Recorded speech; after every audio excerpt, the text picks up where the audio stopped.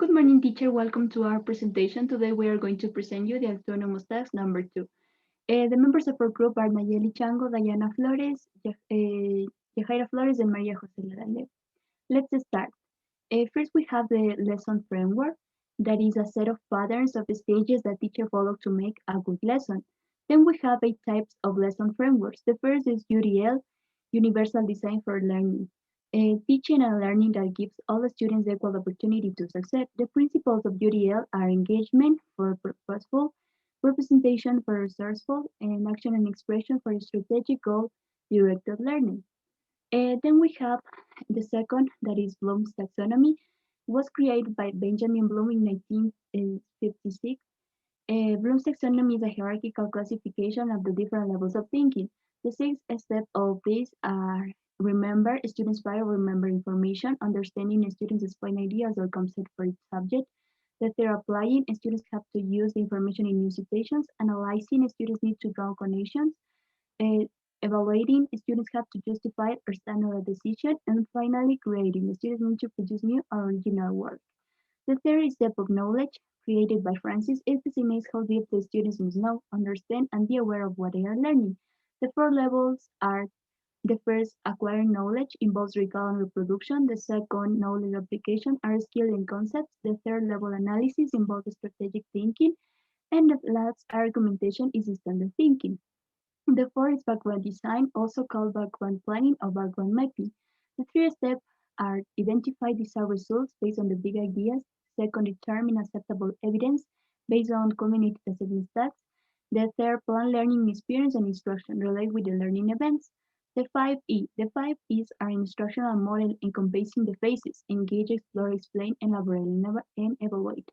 The 5 elements are: engage, activities are designed to help the students make connections between past and present learning experience. The second, explore, these activities are concrete experience. The third, explain, that have two parts. The first, teacher asks the students to share their initial models, and the second, teacher provide resources to support their learning.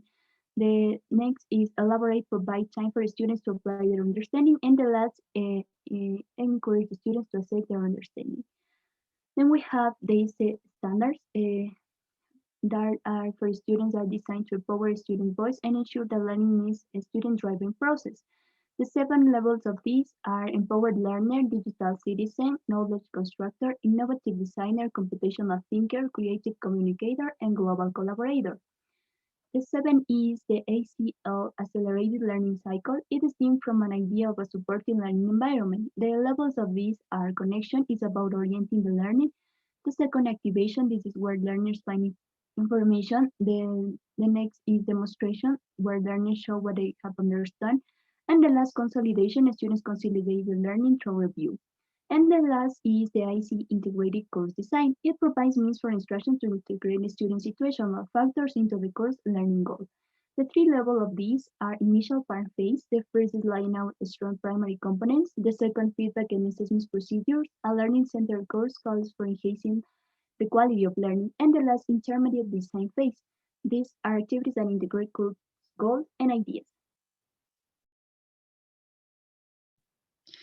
Frameworks for ELT. The first one is presentation, practice, and production, or PPP.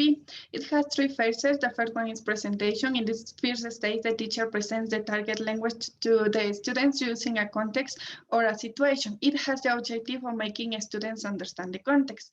Then practice, here the students use the language under a controlled practice, and its objective is accuracy. And the last one, production, here the students will use the language in a free way, and here the goal is fluency. The second one is task-based language teaching, or TBLT. It's a lesson framework in which language learning is based on tasks, so it uses many practical activities.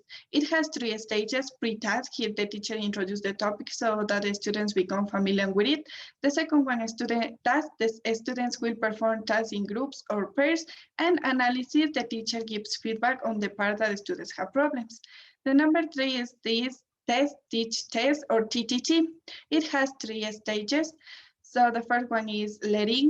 Teachers should engage the students' attention to the topic. The second is diagnostic test. Here the teacher evaluates the students to know how much they know about the topic. Then we have clarification. The teacher explains or clarifies meaning, grammatical form, or the correct pronunciation.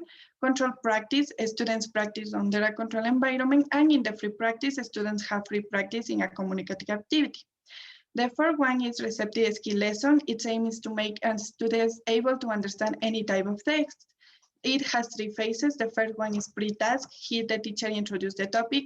The second one, task. Here students will perform tasks in groups or pairs. And in the phase analysis, the teacher gives feedback on the part that students have problems. The number 5 is context analysis practice, or CAP. It has three phases, and in the first phase, context, the context for learning is established through a text, listening, reading, or video.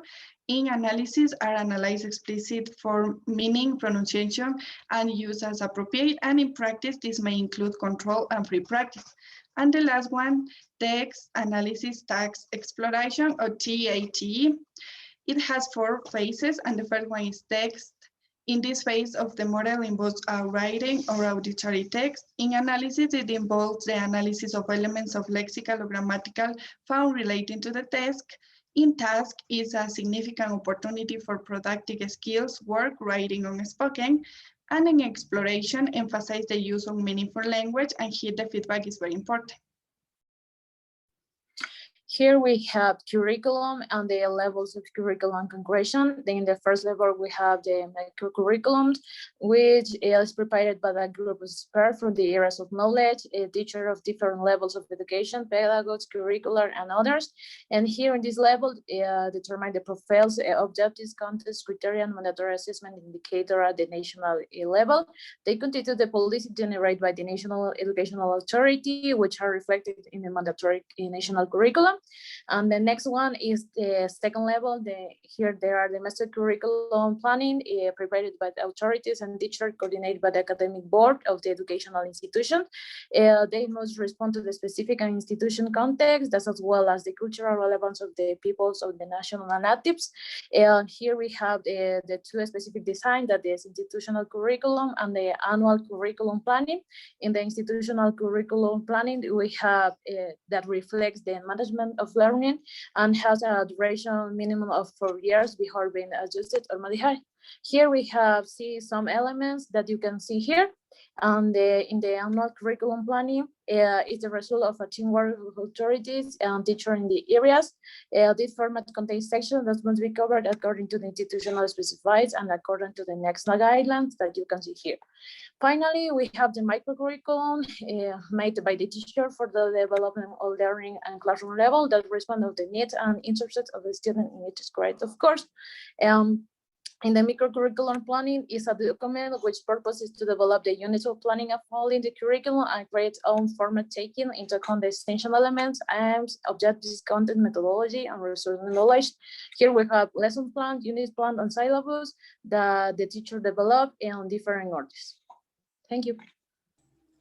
Then we have the 3-step activities.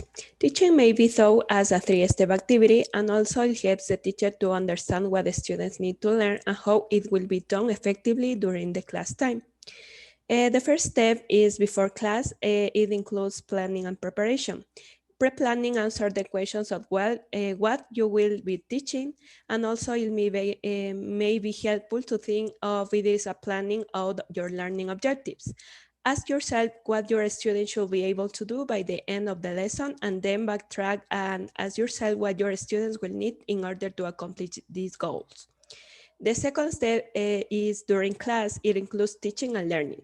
In this stage, the teacher applies the activities that plan for his class based on the needs of the students, the context, the objectives, and the structure of cognition. In this part, you answer how you will accomplish your learning objectives. These include deciding on and planning out your activities, lectures, group projects, and homeworks. Then we have the third step after class. It includes assessment, evaluation, and review. Post-planning refers to the time you commit to reflecting on the lesson you taught, strategizing based on that lesson, and thinking about the upcoming class. Assessment are instructional strategies used to collect evidence that the student have mastered a specific course or unit outcomes. Then the evaluation is a systematic process to understand what a program does and how well the program does it. And finally, the goal is to develop a task where learner can complete in such a way that they demonstrate they can do what your outcome describes. And that is all, teacher. Thank you so much for your attention.